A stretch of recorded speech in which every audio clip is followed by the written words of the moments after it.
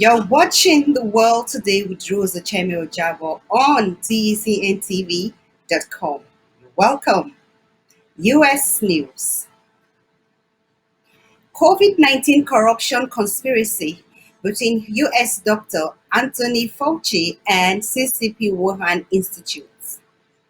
The U.S. health officials, including Anthony Fauci, scrambled in late January 2020 to respond to public reporting of a potential connection between COVID-19 and the Wuhan Institute of Virology in China.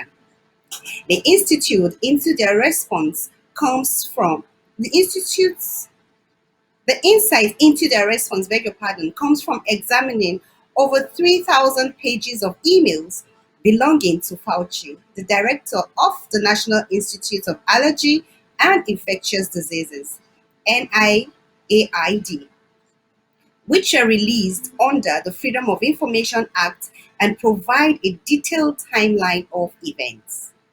The emails suggest the officials were concerned about previous U.S. involvement with the lab and that they had knowledge of public statements made by the Wuhan lab's director about U.S. funding being used for controversial research conducted there.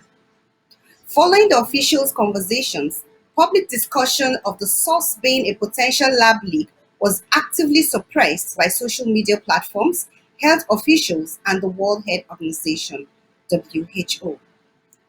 Conservatives call for Dr. Anthony Fauci to be fired after leaked emails spark backlash. Let's go to the video tape. Consider the possibility we are led by idiots. It's a line I've reiterated for years to our team at The Federalist. It's written on a sticker on my laptop. It's meant to serve as a reminder that no matter how well-meaning our class of unfireable, elitist bureaucrats may seem, there's always the possibility that they are in reality very stupid people doing their jobs well past their prime and operating with the kind of taxpayer-funded hubris that blinds them to their own failings. There have been plenty of examples in the past. I wrote that line originally about James Comey, whose anonymous social media accounts were found mere minutes after he teased them in an interview. But our new example is the God Emperor of COVID, Anthony Fauci, whose emails were released in response to a series of FOIA requests and show what a false god he was. The emails are explosive. That's no exaggeration. There's hypocrisy in them, mixed messaging, spin. There's naivete and malice about his unwillingness to accept that the Chinese Communist Party was suppressing information about COVID during the early days. They detail an absolutely scandalous effort by Dr. Fauci to push the animal theory about the origins of COVID and undermine the theory that the virus leaked from a lab. And that effort is even more damning when you consider this timeline. On April 15, 2020, Fox's Bret Baier reported that multiple sources briefed on the origins of COVID-19 were increasingly confident that the virus sprung from the Wuhan lab. The following day, April 16th, NIH head Francis Collins forwarded a link to a Mediaite write-up of Baier's Hannity appearance to Dr. Fauci under the subject line, "Conspiracy Gains Momentum." The rest of the message is redacted, as is Fauci's response. Why is this redacted? Why can't you see this? That's the question you should be asking. The next day, April 17th, Fauci downplayed the lab leak theory to a reporter saying, quote, "The mutations that it took to get to the point where it is now is totally consistent with a jump of a species from an animal to a human." The day after that, April 18th, Fauci gets an email from Peter Daszak, the head of EcoHealth Alliance, which funneled millions of dollars to the Wuhan lab, thanking him for supporting the natural origin theory.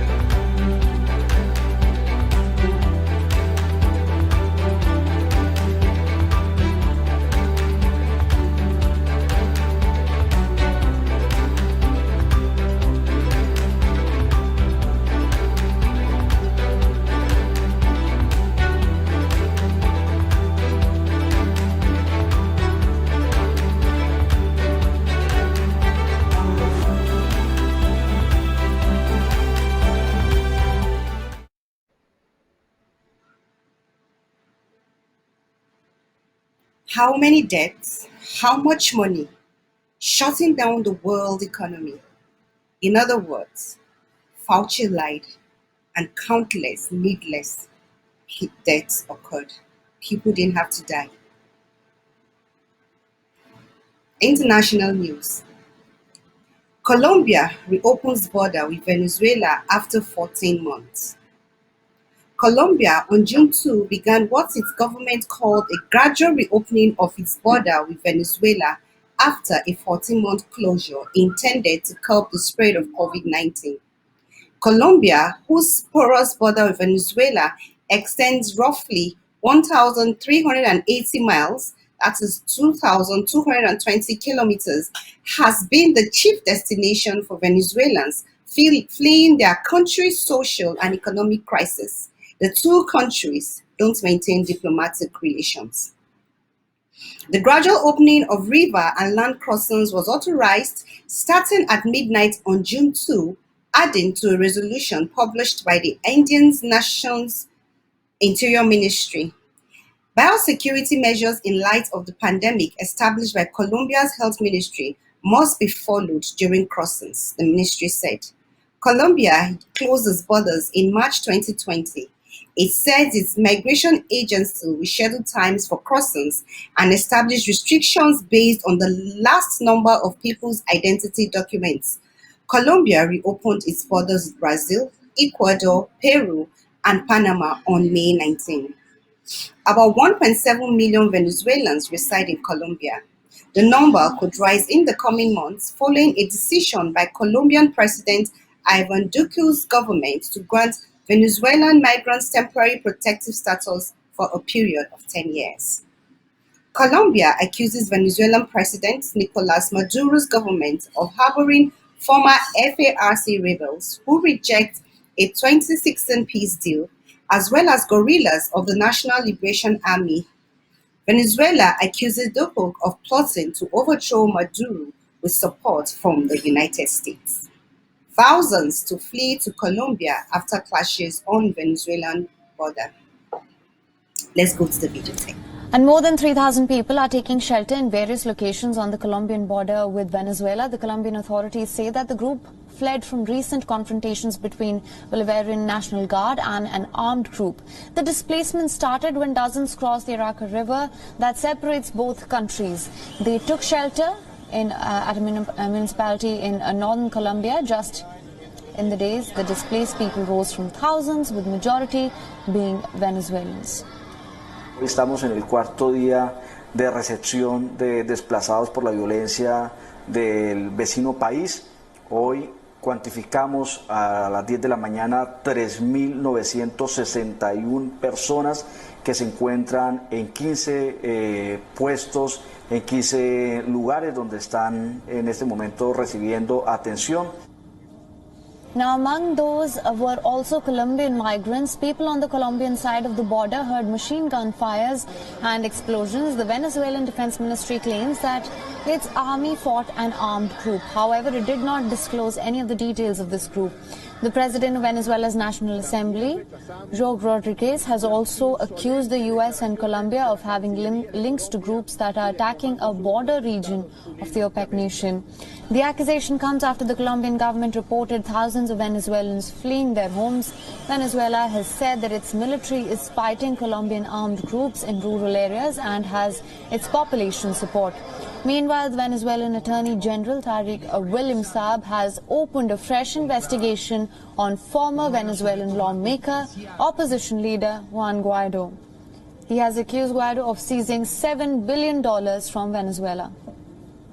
Queremos informar en alcance a todo lo que hemos venido realizando contra uno de los sujetos más despreciables de la sociedad venezolana. Despreciable por toda su inédita trayectoria como jefe de una banda criminal de carácter transnacional. Efectivamente, me estoy refiriendo a la serie de acciones delictivas, criminales que atentan contra la República que ha venido realizando este sujeto Juan Guaidó con sus secuaces, en donde Venezuela, vean ustedes, posee más de 7.000 millones de dólares secuestrados en bancos extranjeros. This comes a day after President Nicolas Maduro accused the seizure of $7 billion into foreign banks. The latest accusation comes against Juan Guaidó, mounts up to a long list of charges that he already faces. Pero Venezuela tiene mercado.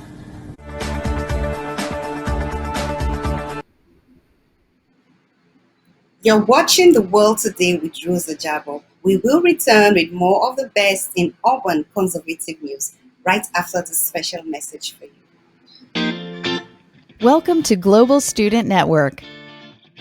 Since 2004, schools and families have partnered with Global Student Network to bring the best in online learning to students worldwide. Global's ability to offer multiple curriculum options from one location makes it an ideal solution for meeting a variety of student learning needs effectively and efficiently. Students in grades kindergarten through high school and beyond find self-paced interactive material to keep them motivated and moving forward.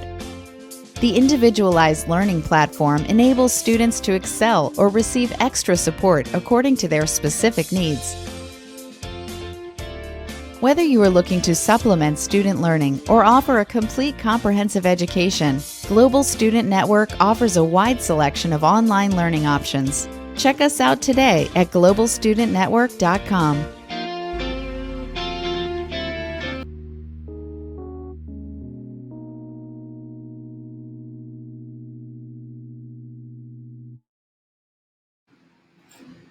What we do. Welcome back to The World Today with Rose OCHEME-OJABO on TCNTV.com. Thank you for staying with us. African continent news. Tensions rise over U.S. restrictions in Ethiopia's Tigray. The spokesperson for the Ethiopian Ministry of Foreign Affairs on Wednesday criticized the United States' decision to impose restrictions on economic and security assistance over the conflict in the Tigray region. Dina Mufti says sanctions are not necessary for the U.S. to send its message across the country, and that it is Ethiopia that has to deal with its internal affairs. Tensions between Ethiopia and the United States still at an all-time high after Washington imposed restrictions due to the conflict in the Tigray region, which has killed thousands and seen more than 2 million flee the area. The UN said this week 91% of people in Tigray need emergency food aid. The humanitarian situation is fundamentally Ethiopia's concern, said Mufti. It is Ethiopia that has to deal with its internal affairs, and what is expected of others is actually to support Ethiopia so as to strongly deal with the situation. The U.S. Embassy in Addis Ababa said on Wednesday the Tigray situation is deteriorating rapidly and called for an end to the fighting and humanitarian access to prevent famine. The Tigray conflict erupted in November when Abiy, the winner of the 2019 Nobel Peace Prize, sent troops to confront the leaders of Tigray's ruling party, accusing them of attacks on federal army camps. Eritrean troops who teamed up with the Ethiopian military have been implicated in multiple massacres and other atrocities during the Tigray conflict, the allegations that Asmara denies. U.S. restricting visas to Ethiopian Eritrean officials over Tigray conflict as violence continues. Let's go to the video tape. This school in the northern Ethiopian town of Mekela has been transformed into a temporary shelter for families who've been forced to flee their homes in the wider Tigray region. Our land and our crops were burnt, our animals were stolen, and our homes destroyed. Everything was taken away. It's hard to imagine. As we fled, we heard the sound of bombs. We thought we weren't going to make it. The director says thousands of refugees have stayed here since the conflict began 6 months ago. They need a shelter. I give them my office to live here. According to UNICEF and other aid organisations, more than 1 million people have been internally displaced. They've had to flee. Their neighbours were murdered. They've seen the most horrible things. The world hasn't woken up to what's happening here. It's believed that thousands of civilians have been killed since November, when the Ethiopian Prime Minister began a military offensive against the region's ruling party, the Tigray People's Liberation Front, in response to what he said were attacks on federal army camps. Since then, Ethiopian troops and soldiers from neighbouring Eritrea have been accused of multiple massacres and other atrocities, including brutal gang rapes. On Sunday, US Secretary of State Antony Blinken announced visa restrictions on Ethiopian and Eritrean officials, accusing them of having taken no meaningful steps to end the hostilities. He also announced wide-ranging restrictions on economic and security assistance to Ethiopia. While the government says it's committed to investigating human rights violations, Washington is warning that unless the conflict is resolved, those responsible should expect further action from the US and the international community. Sex for a fare. Motorcycle taxes threaten Uganda's fight against AIDS.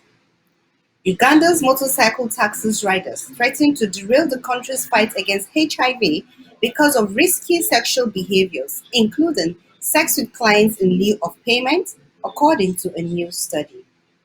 At least 12% of a sample of 281 commercial riders, a common informal job known as Buddha, and dominated by young men, admitted to engaging in transactional sex with customers who failed to pay their fares. 65.7% reported having had sex with more than one partner in the past 12 months, and 23% had had multiple partners in the same period, with 57.1% reporting that they did not use a condom at all in the 6 months prior to the survey conducted by Makerere University College of Education and External Studies, CEES. Engaging with multiple sexual partners is a high-risk sexual behavior, especially in the absence of condom use. It leads to sexually transmitted diseases like HIV and unwanted pregnancies, said Lilian Mbabazi, a researcher at CEES, presenting the research findings at a workshop in the capital, Kampala, last week. It shows the need to educate young Ugandans to understand unsafe and irresponsible sexual behavior. The study was conducted in the districts of Wakiso and Namayingo. The revelation from this study that customers who can't afford to pay their service freely offer sex and a high portion are actually engaging in risky sexual behaviors with multiple partners without a condom is concerning. Daniel Bayabakama, head of HIV prevention at the Uganda AIDS Commission UAC, said, "The HIV infections will definitely go up. The border need to know that HIV is still real and people are still contracting the virus," he said. Uganda has a 5.6% HIV prevalence rate. This study is a wake-up call that if we keep on scaling down the targeting of these borders as a high priority, then we may end up in shock, said Bayabakama. We should continue prioritizing them, helping them, and offering HIV prevention services such as free condoms so that they don't contract or transmit the virus. Some of the border riders in Wakiso told The Guardian that transactional sex and multiple sexual partners were occupational risks. "What do you expect me to do with a client who can't afford to pay the fee and offers you sex instead?" said Patrick, a Buddha rider at Kaila Wajila. "I can't just let her go free. Of course, have sex with her in exchange." Demanding sexual favors made illegal in Uganda. Let's go to the video tape.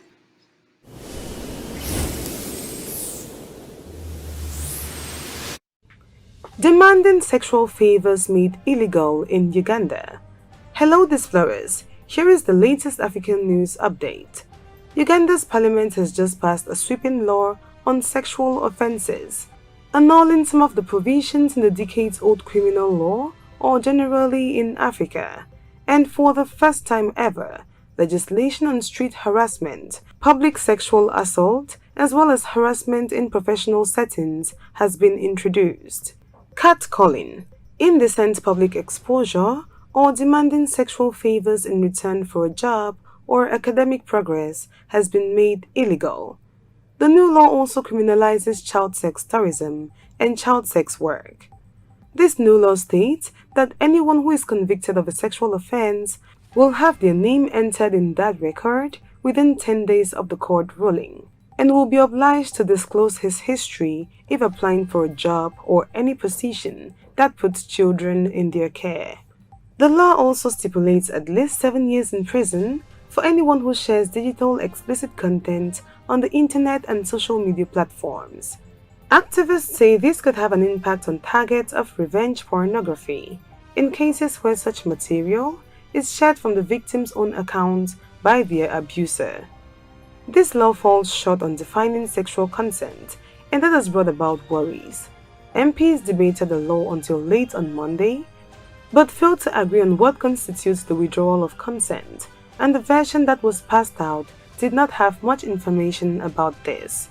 So the general public still awaits answers from the lawmakers. Thanks for watching this video, Explorers. Let us know in the comments below what you think about this new law, and do not forget to subscribe for more African news updates. Also stay tuned for more news updates.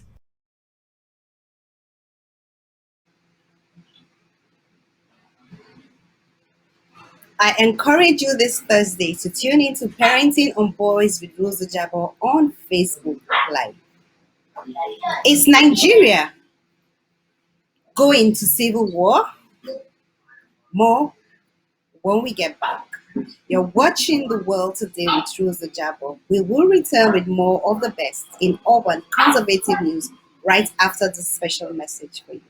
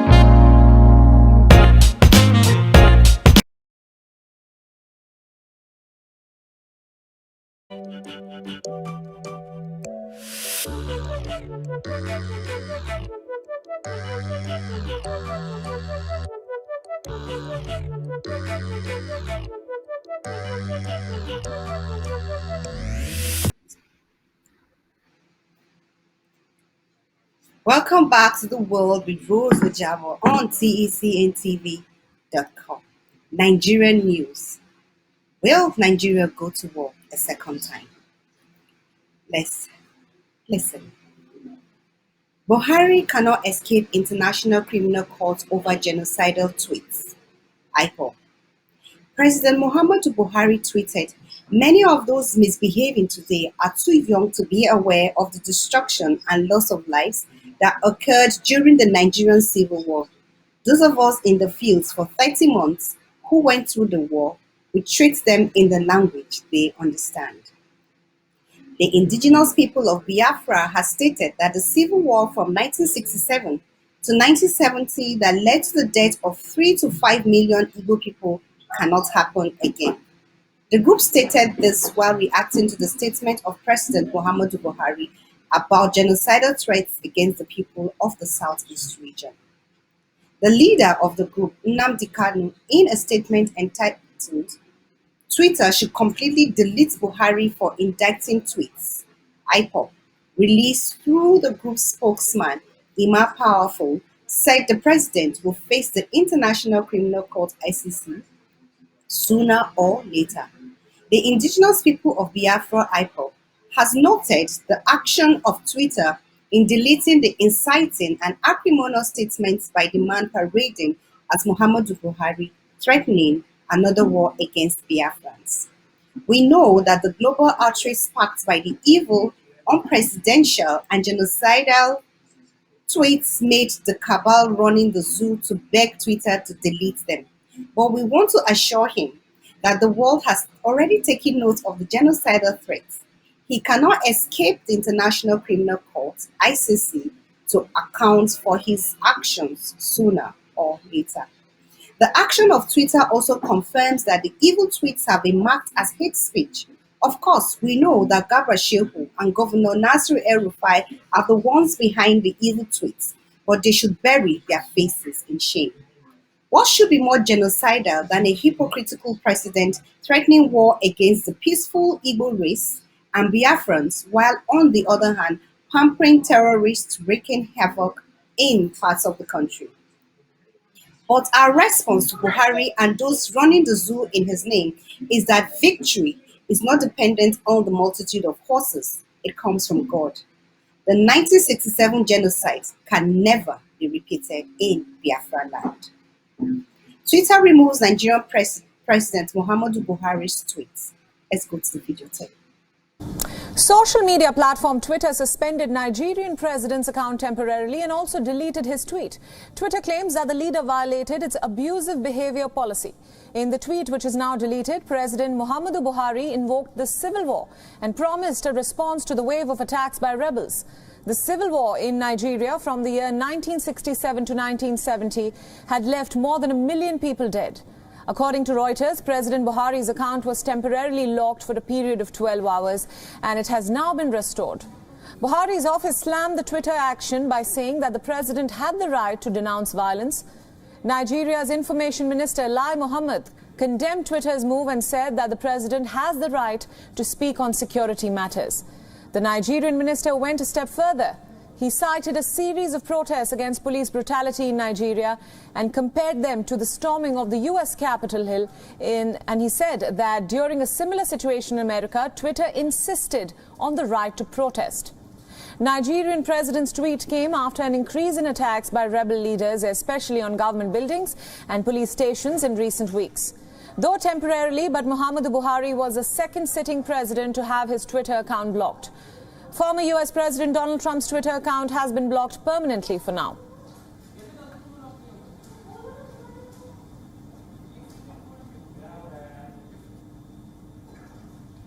For a better understanding of these news developments, Phil Ehaza is now joining us live from Abuja in Nigeria with the latest. Welcome to Beyond World is One, Phil. Now, Twitter has suspended the Nigerian president's account temporarily, which now has been restored, and also deleted a tweet. And Twitter claims that the leader violated its abusive behavior policy. Tell us a bit more about this controversial tweet and how are the president's actions being perceived?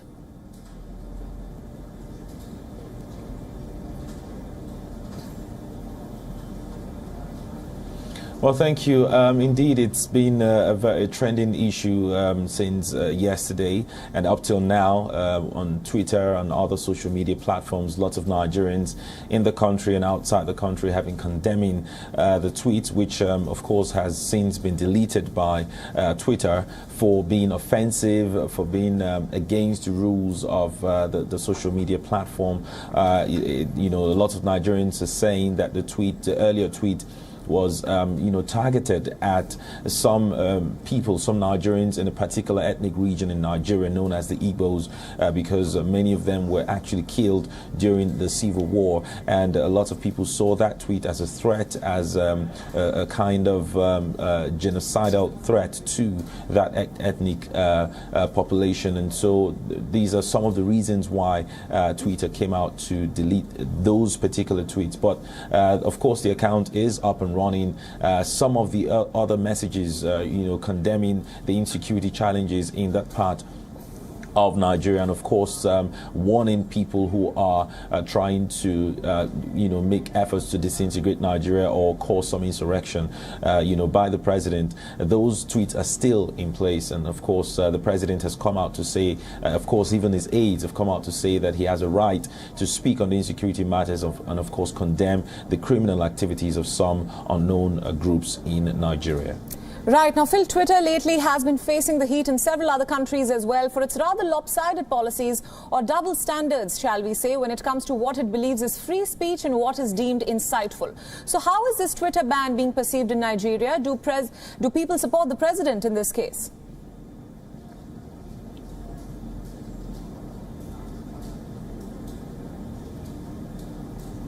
I'm sorry, I didn't get it. Can you repeat the question? Yes, sure. I'll repeat my question. I'm saying that Twitter has been criticized in several other countries across the world for its rather lopsided policies or double standards when it comes to what it thinks is insightful. So in this case, when the president's tweet has been banned, are the people of Nigeria supporting the president, or are they on Twitter's side?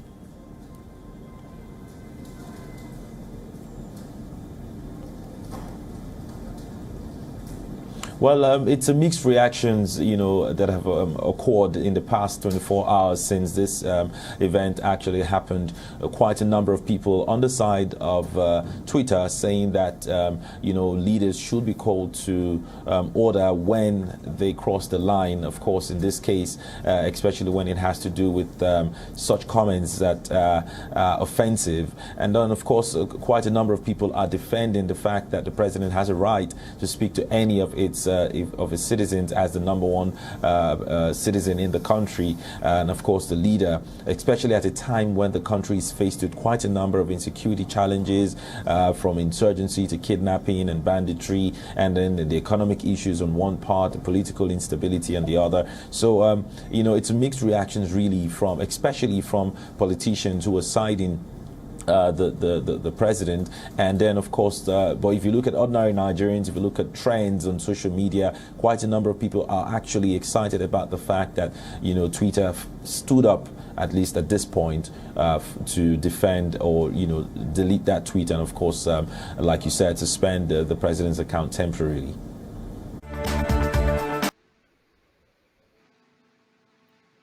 Buhari can't declare war on Southeast without NASS. Falana.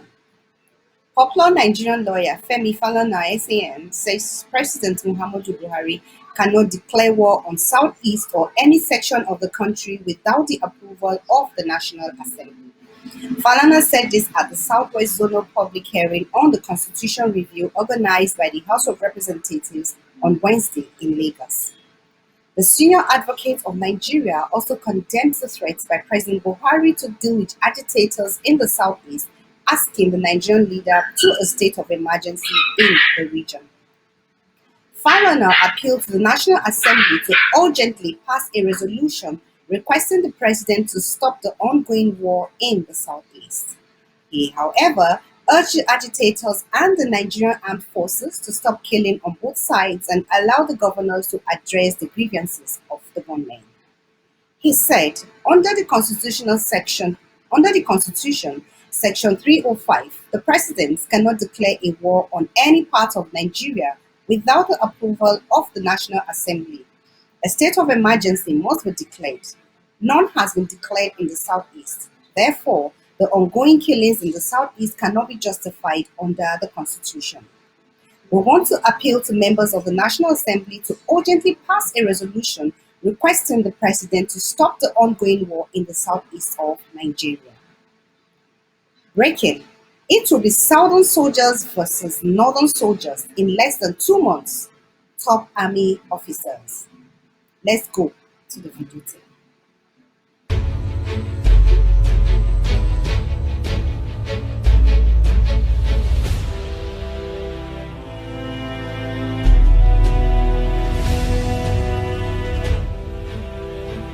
Oh boy, no be small thing. You know, say here why they this Lekki side why they you get to this military barrack now. Go there near us. At least I don't want to mention the name. You know, say my old friends where I live before I travel out.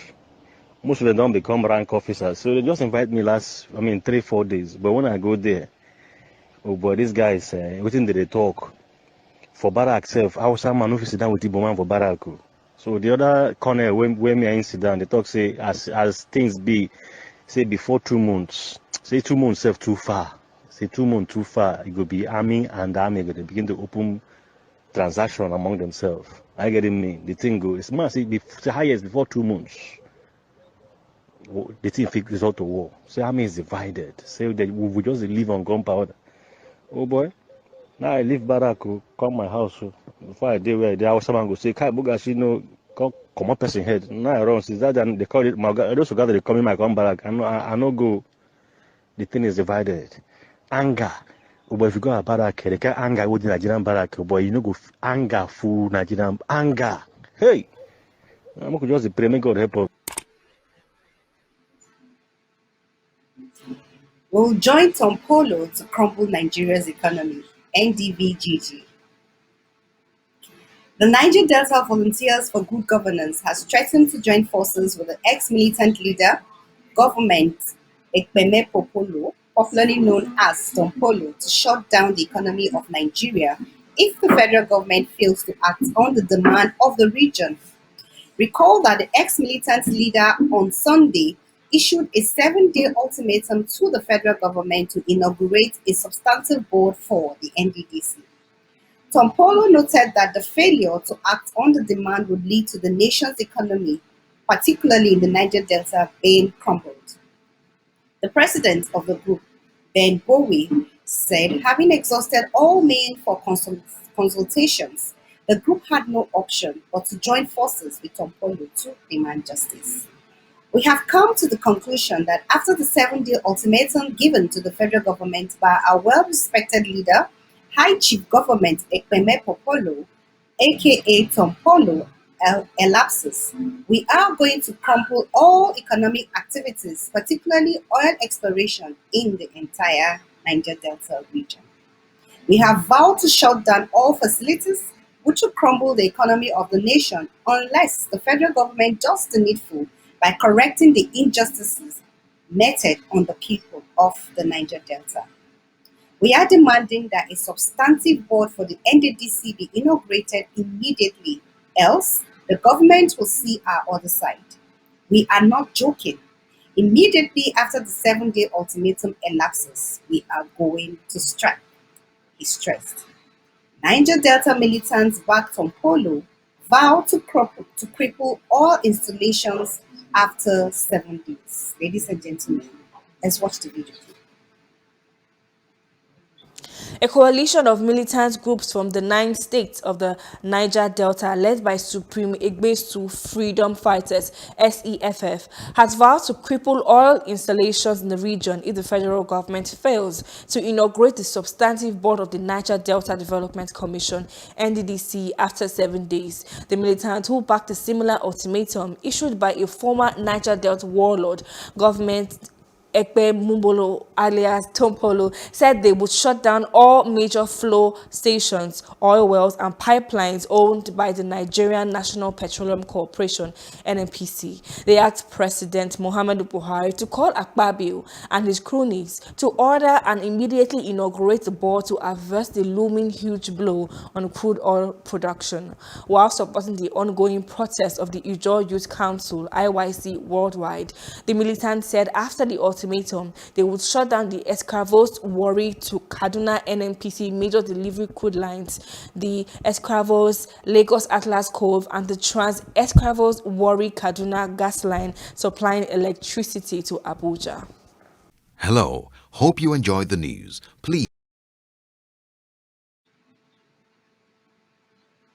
Tyrants often choose war when they are seeking to cover up errors and excesses. We hope that Nigeria will not have to go to war a second time. You are watching The World Today with Rose OJABO. We will return with more of the best in urban conservative news right after this special message.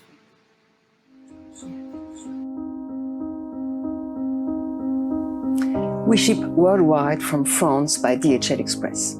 We ship 30% to the United States, 20% to the Middle East, 20% to Europe, 10% to Asia, and about 20% for the rest of the world. Shipping is a flat fee of 18 euros, about $20 per delivery address anywhere in the world. This shipping fee includes order preparation, summer packaging, DHL shipping fees, proactive tracking, and local custom duties if applicable. DHL respects our delivery conditions in terms of timing, care, and most importantly, provides a signed for service, meaning that the package will require a signature upon delivery.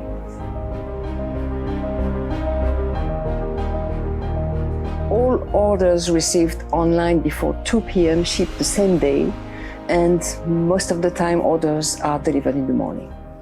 We deliver to Europe and New York overnight, to North America, the Middle East, Hong Kong and Singapore within 2 business days, and 3 or 5 business days for the rest of the world. Wherever we ship, we will automatically include, when necessary, our insulated packaging to ensure that the chocolates arrive in perfect condition, regardless of the outside temperatures. Our insulated containers and refrigerant packs will maintain a temperature below 20 degrees Celsius, about 67 degrees Fahrenheit, until the delivery. I always advise our customer to provide a complete delivery address with as many details as possible, including a local phone number for their gift recipients, in order to help our delivery service in case they cannot find the address. And if there are any deliveries issue, my team is here to assist the delivery process with the gift recipient and the local DHL agents. And I can assure you that we are good in resolving all delivery issues. Our service doesn't end when the chocolates are shipped, but when they are delivered on time, in perfect condition, and that we are certain that our customer is fully satisfied. As a reference, 97% of our packages are delivered on time. But if you have any question, please contact us and we will respond within 2 hours.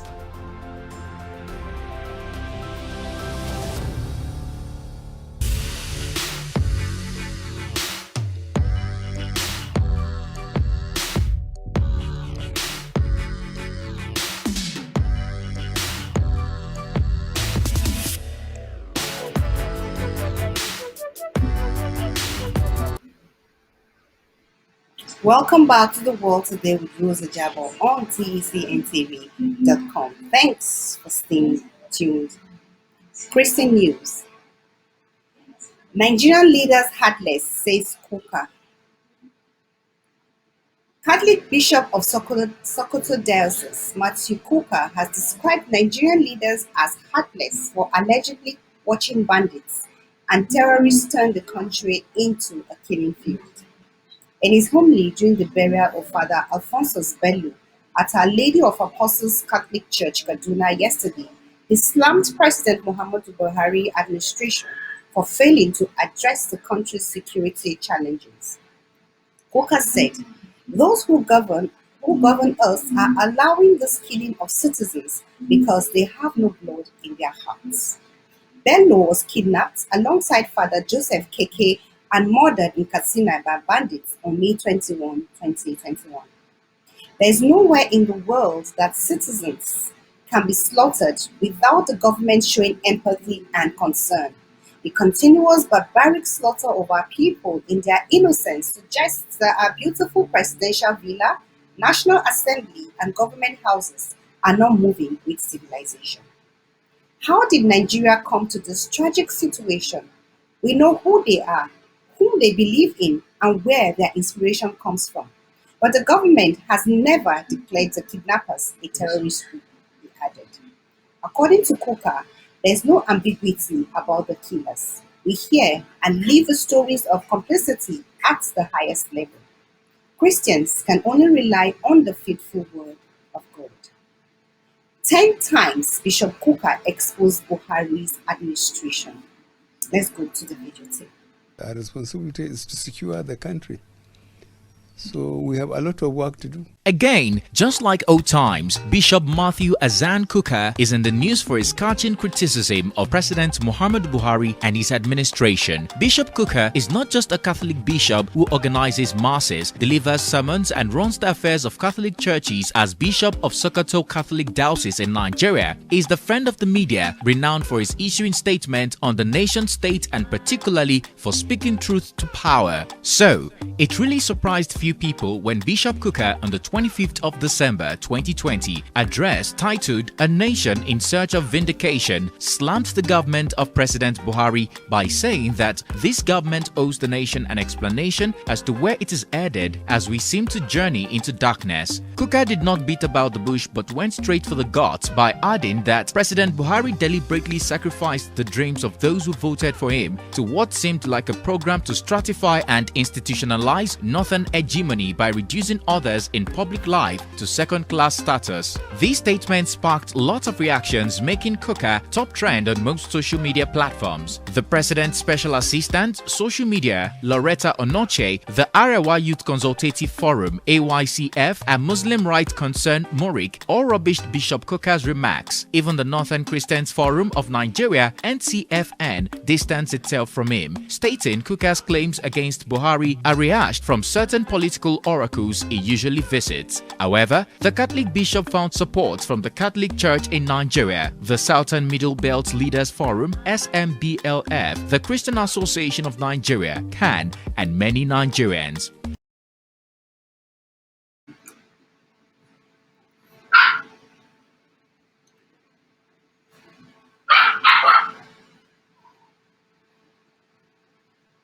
Former BLM leader sounds off on group's ugly truth. The founder of Black Lives Matter BLM in St. Paul, Minnesota, recently released a video in which he called out the group's ugly truth, by which he meant their positions on family and education. In 2015, I was a founder of Black Lives Matter in St. Paul, said Rashad Tuna, who now leads the post-school choice group Minnesota Parents Union. I believe the organization stood for exactly what the name implies: Black lives do matter. However, after a year on the inside, I learned they had little concern for rebuilding Black families, he added. Turner's video, published to YouTube last week, highlighted how the group's website stated that it wanted to disrupt the nuclear family structure. Today's comments touched on an ongoing criticism of BLM, namely that its goals and political positions are much more left-wing than the name might suggest. The group has acquired heightened popularity in the wake of prominent police encounters that sparked ongoing protests in recent years. Politicians and other leading figures have adopted the slogan as well. Recent events, however, have intensified scrutiny of its leader and her ideas. Co-founder Patrice Cullors came under fire after it was revealed she bought 4 homes for more than $3 million. The self-described Marxist was also seen in a resurfaced video favorably comparing a book to the Little Red Book propagated under Chinese dictator Mao Zedong.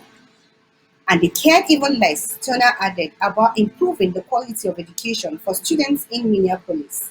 That was made clear when they publicly denounced charter schools alongside the teachers' union. I was an insider in Black Lives Matter, and I learned the ugly truth.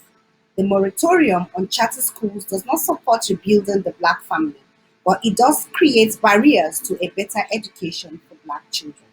Former BLM leader sounds off on group's ugly truth. Let's go to the video tape. I was born in Minneapolis in 1985. We called the North Side home at that time, 18th and Queen.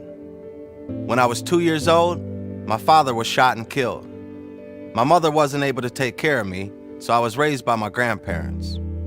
They told me that if I was going to change my life for the better, education was the answer. So I worked hard in school. I got into Hamline University and earned a college degree, first in my family. Then I went on to earn a master's in education from St. Mary's University of Minnesota. I am living proof that no matter your start in life, quality education is a pathway to success. I want the same success for our children in our communities. That's why in 2015, I was a founder of Black Lives Matter in St. Paul. I believe the organization stood for exactly what the name implies. Black lives do matter.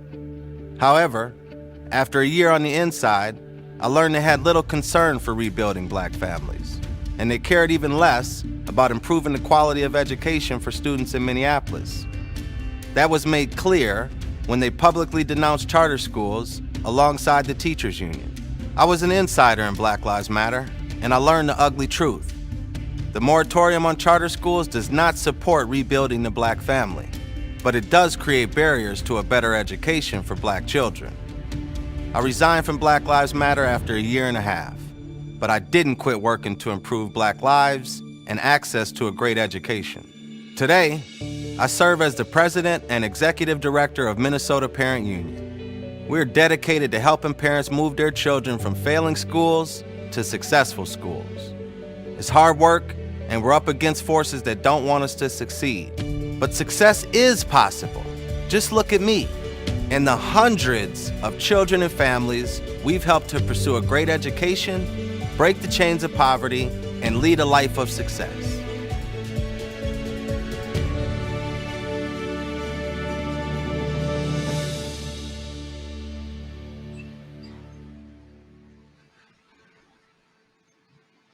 Now that's some good news.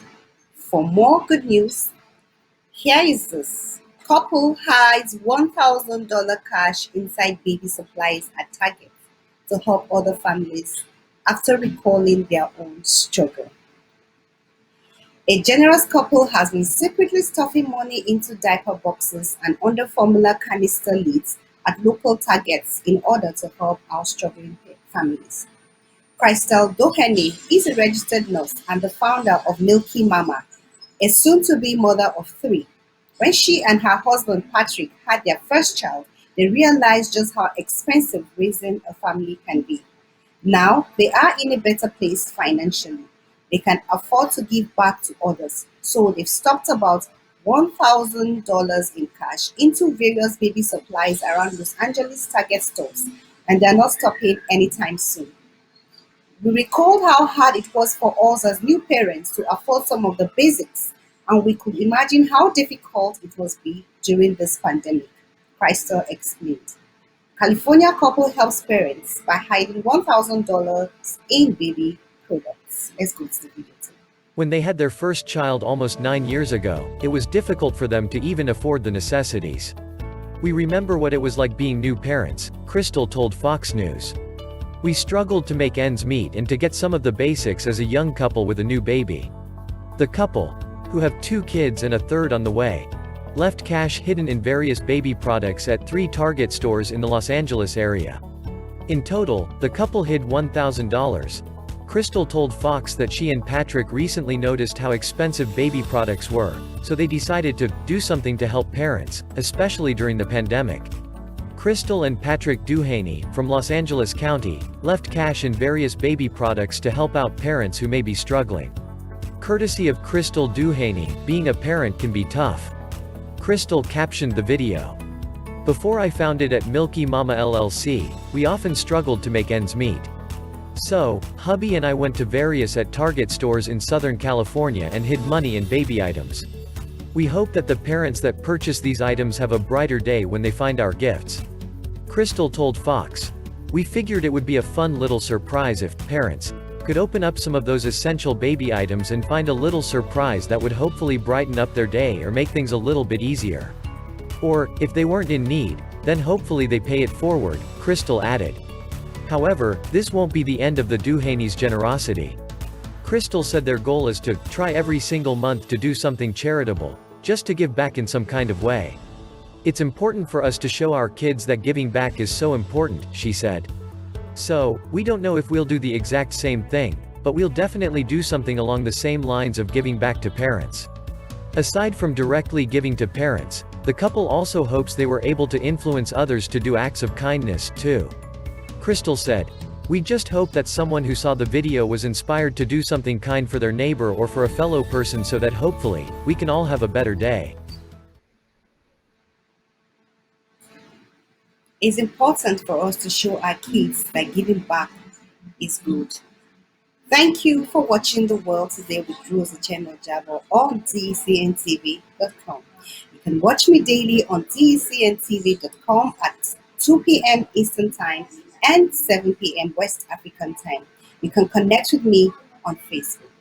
Please don't forget to tune in to watch Marquel David on Global Impact at 8 p.m. West African Time, 3 p.m. Eastern Time. From Abuja, Nigeria. God bless the world today.